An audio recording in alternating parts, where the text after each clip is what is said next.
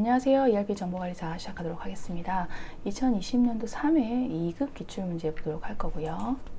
1번 문제, ERP 도입을 고려할 때 선택 기준으로 적절하지 않은 부분입니다.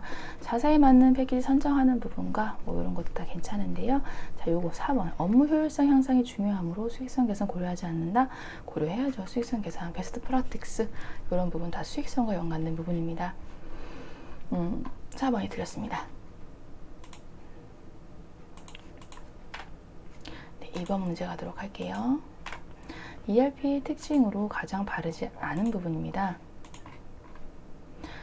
상호 분리된 이런 거 우리 ERP에서는 상당히 좋아하지 않습니다. 통합 좋아합니다. 네. 그래서 틀렸어요. 1번으로 바로 골라주시면 되겠네요. 3번, 다음 중 확장형 ERP 시스템에 SCM 모듈을 실행함으로써 얻는 장점으로서 가장 적절하지 않은 부분입니다. 네, 그래서 이 부분은 신속 대응 가능한 부분과 이런 것도 다 괜찮은데 4번이네요. 마케팅이나 판매 및 고객 서비스를 자동화함으로써 현재 미래의 고객들과 상호작용할 수 있다는 건 이건 SCM이 아니라 CRM 쪽 관련된 거, 고객 관계 관리에 해당된 거라고 보시면 되겠습니다.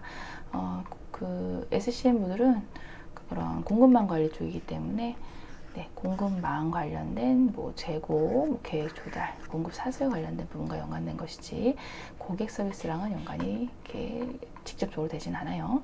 4번이 틀렸습니다. 4번, 다음 중 ERP 구축 전에 수행되는 단계적으로 시간의 흐름에 따라 비즈니스 프로세스를 개선해 가는 점증적 방법론이에요. 급진적인 거는 BPR이지만 점진적인 거는 BPI라고 해서 improvement 요걸 씁니다. 그래서 요새 좀 새로 나온 용어 중에 하나라서 점증적 방법은 이렇게 하면은 그 improvement라고 생각하시면 되고요. 급진적인 그런 부분 나오면 BPR 이렇게 골라주시면 되겠습니다. 새로 나온 용어니까 이렇게 해석해 주시면 되겠고요. 네, 다음 중 회계상 거래가 발생할 때마다 장부에 동일한 금액을 차변과 대변에 나누어 기록하는 방법입니다. 네, 그래서 동일한 금액을 차변과 대변에, 차변, 대변 두 변에다가 부기를 하면서 기록하는 방법이기 때문에 이걸 복식부기라고 얘기하고 있어요. 그래서 1번으로 바로 골라주시면 되겠습니다. 6번, 다음 중 영업활동을 통한 현금 흐름에 해당하는 사항으로 맞는 부분인데요. 영업활동 현금 흐름은 기업이 일정 기간 상품과 서비스를 제공하고요. 그런 이익을 얻는 활동과 관련이 되어 있습니다. 그래서 재화 용역 구입에 따른 현금 유출 이런 것들이 해당되고요. 투자 자산 처분 같은 경우는 투자 활동, 대여금 같은 경우도 투자 활동이라고 생각하시면 됩니다. 주식, 기타 지분상품 발행에 따른 부분은 자금 조달 쪽으로 해서 재무 활동에 의한 현금으로 생각하시면 돼요. 1번으로 골라주시면 되고요. 이거를 재무 상태표에 있는 자산, 부채, 자본 항목으로 좀 봤을 때, 요거 자산 중에서도 유동자산, 그리고 자산 중에서도, 부채 중에서도 유동자산, 유동부채. 근데 이제 차입금 이런 것들은 좀 별도로 좀 쓸게요. 비유동자산 사채, 자본 항목 같은 경우 그 자산 항목 중에서 유동 말고 비유동 항목 이런 것들로 봤을 때요. 이러한 자산, 유동자산, 유동부채 같은 경우 차입금은 좀 제외하고요. 매입했을 때 매입 채무나 매출 채권 이런 쪽에 해당되는 거라고 생각하시면 됩니다. 영업활동에 의한 현금이라고 생각하시면 조금 편하시고요. 비유동 자산 같은 경우는 이제 투자 활동이라고 생각하시면 됩니다. 네, 이거는 재무 활동에 해당되는 걸 생각하시면 돼요. 네, 이게 재무 상태표. 네, 이렇게 해서 6번은 이렇게 해서 풀어주시면 되겠습니다.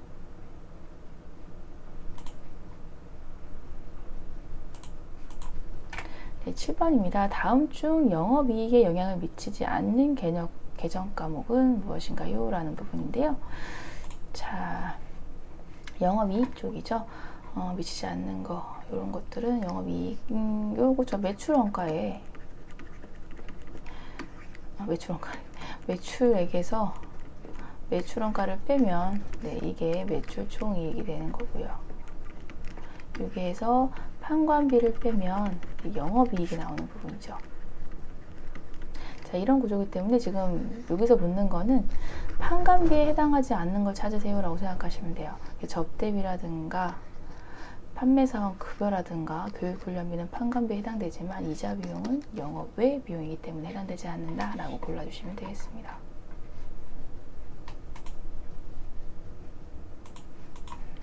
네, 8번입니다. 2020년도 1월 1일에 130만원을 출자해서 설립한 생산성에 2020년도 12월 31일 재무상태표 자산부채 개정 과목이 다음과 같대요.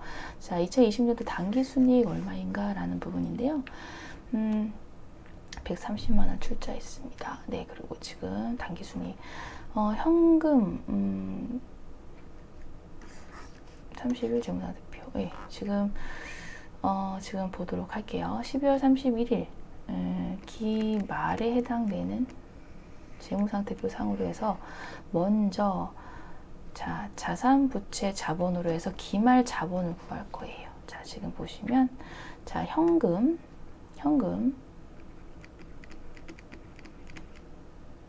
그리고 상품 그리고 외상 매출금 네, 그리고 건물도 마찬가지고요. 그리고 건물도 자산. 네, 그리고 내가 먼저 낸 성급금 같은 경우 이런 경우도 자산이죠. 계약금으로 많이 내보내는 그런 계정 과목이라 생각하시면 됩니다. 네, 지금 이게 자산 항목이고요. 자, 부채 항목은 네, 외상매입금, 미지급금, 단기차입금 요겁니다. 네, 그리고 그럼 기말 자본 요게 이제 나오게 되는 부분이죠. 네, 그렇게 해서 지금 요걸 다 더하면 120에 200, 260만 원. 내가 이게 260만 원이 되려면 자본은 183만 원입니다. 기말 자본을 구했고요. 자, 기초 130만 원에서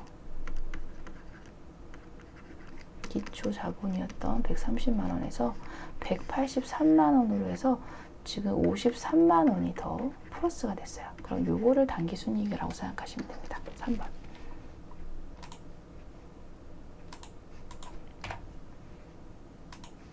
네. 자, 9번 다음 중 일반 기업회계 기준에 의해 빈칸에 들어갈 것으로 적절한 것은 인데요.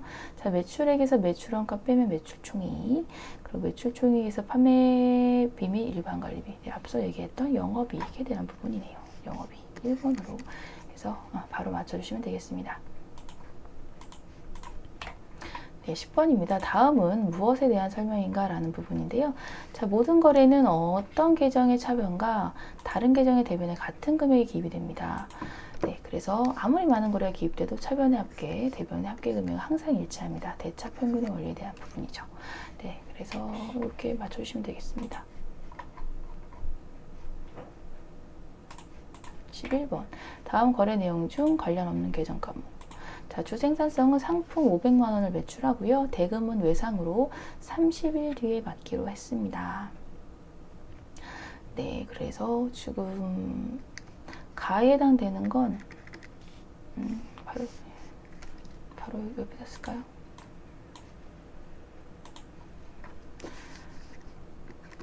네, 그러면 외상 매출금 500만 원. 네, 상품 매출 500만 원, 뭐 이런 거죠. 외상 매출금 일단 나온 거 확인할 수 있습니다. 그리고 납언은 업무용 승용차 700만 원의 처분 어음으로 받았습니다. 감가상각누계 550만 원. 네, 그래서 700만 원에 처분하고 어음으로 받았으니까 받으러 오면 되는 부분. 받으러 옴. 업무용 승용차 부분. 받으러 옴이라고 하기는 좀 그렇고요. 자, 받으러 옴보다는 요거는 그 업무용 승용차로 해서 일반적인 영업활동에 쓴 건 아니니까 미수금이 더 나을 것 같습니다. 네, 미수금으로 해서 700만 원을 받았고요. 네, 그리고 나서 감가상각두 계획은 없어졌어요. 550만 원만큼. 네, 그리고 취득가액이니까 차량 운반구는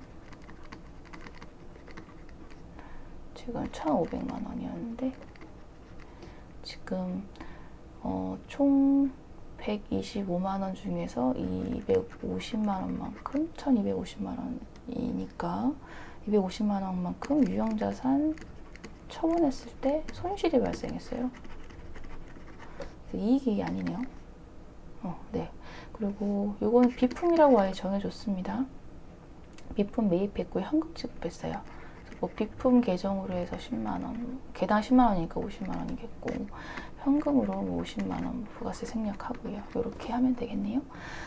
비품도 나오고 미수금도 왜냐면 이게 조금 애매하긴 한데 사용 중이나 업무용 승용차 부분으로 해서 이제 영업 활동으로 해서 뭐 매출되고 매입되는 부분이라고 보기엔 좀 힘드니까 이런 것들은 미수금으로 이제 봐주시는 게 더 이제 낫다라고 말씀드립니다.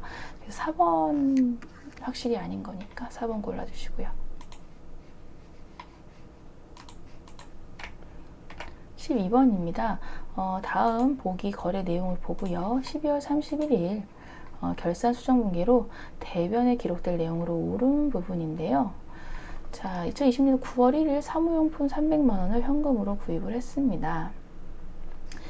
자산 처리했어요.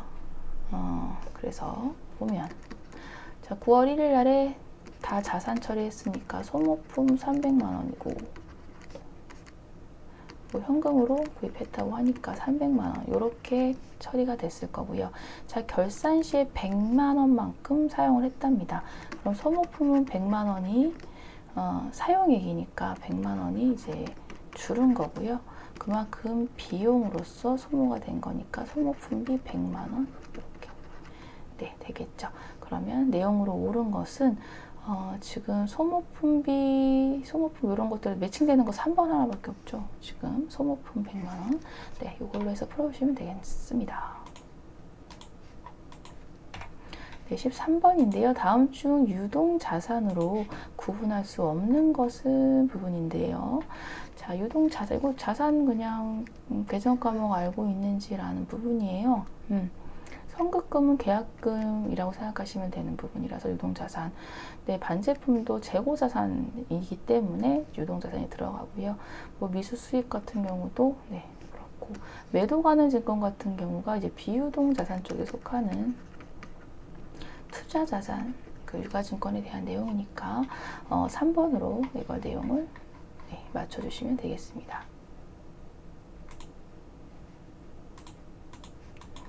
14번인데요. 다음 자료 중 현금 및 현금성 자산을 계산하면 얼마인가요? 라는 부분이고요. 네, 현금 및 현금성 자산 맞고요. 우표 아닙니다.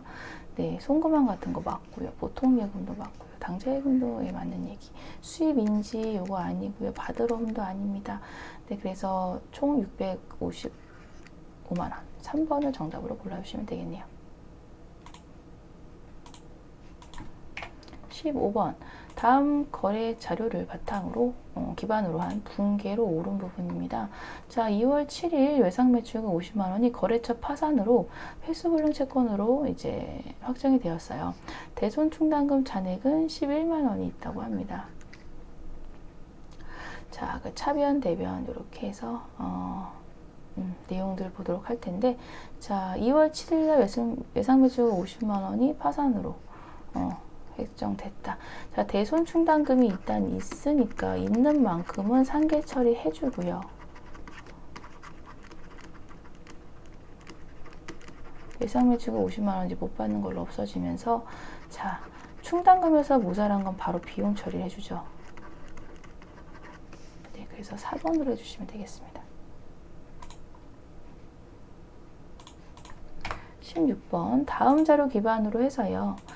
기초상품 재고액을 계산하면 얼마인가 라는 부분인데 매출액에서 매출액에서 매출 원가를 빼면 매출 총 이익 이렇게 되는 부분이고요.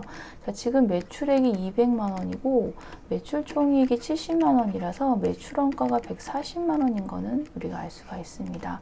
요거를 가지고 기초 상품이 얼마인지 구하시면 돼요. 자, 단기 매입 기말 상품 재고액은 빼주시고 이렇게 하면 이 기초값을 구할 수가 있게 되는 부분이고요. 이거 구하면 119만 원에서 1번으로 나오실 거예요. 이렇게 구해주세요. 네, 17번 문제입니다. 회사가 보유하고 있는 외화자산을 회수할 때 원화로의 회수액이 외화자산의 장부가액보다 작은 경우 처리하는 계정 과목입니다. 자, 회수할 때예요. 회수할 때. 회수할 때 장부가액보다 회수액이 더 작다고 합니다. 자산 부분이고 그러면 지금 외화 환산 같은 경우는 기말에 평가했을 때 나오는 부분이라서 얘네들은 아니고요. 자, 자산인 경우엔 환율이 떨어지면 내가 받을 금액이 적어지기 때문에 손실이 나요.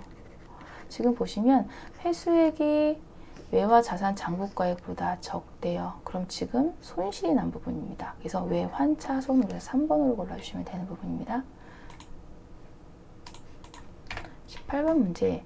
자, 다음 자료에 의해서 자본 총계를 계산하면 얼마인가 라는 부분인데요. 자, 보도록 하겠습니다. 네, 요거는 일단은 자산 쪽하고 자산, 부채, 자본 항목을 나눠서 봐야 되는 부분이고요.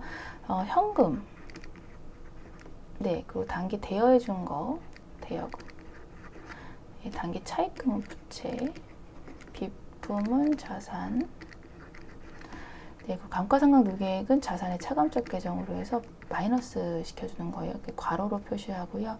보통예금 6만 원이네요. 그리고 아직 지급하지 않은 거 부채, 미수금 아직 못 받은 것 부분은 이제 자산. 그리고 지급어음 부채. 그러면 자본이 얼마인지가 나옵니다. 이렇게 자본 총계에 대해서 나오는 부분이고요. 지금 20만 원, 31만 원, 41만 원, 50만 원, 56만 원이라는 얘기고 여기서 18만 원 빼주면 38만 원 되네요. 정답은 4번 이렇게 골라주시면 되겠습니다. 자, 보기에 의해 정입될 이익준비금을 계산하면 얼마인가요? 라는 부분인데요. 자, 이익준비금은 상법상 최소 한도액만 적립한다는 부분이고 현금 배당의 10%입니다. 10분의 1이라 10%. 요만큼은 최소 적립을 해야 돼요. 그래서 현금 배당액은 지금 10%만큼 배당이 된 부분이라서 자본금에서 10%만큼 배당을 해준 부분이고 이 부분은 일단 500만 원, 500만 원. 여기에서 10%만큼 또 적립을 해야 되기 때문에 50만 원 적립된다고 보시면 돼요. 3번으로 해주시면 되겠습니다.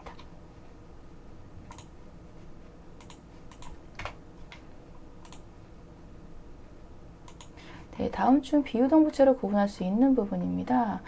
그래서 비유동 부채 부분은 자, 요거 임대 보증금 같은 경우가 이제 비유동 부채가 되는 부분이라서 그냥 해주시면 되겠습니다. 이거 유동 부채고요. 유동 부채고, 이것도 유동이고요. 그래서 임대 보증금 이렇게 4번으로 해서 골라주시면 되겠습니다. 이렇게 마무리했습니다. 수고 많으셨어요. 감사합니다.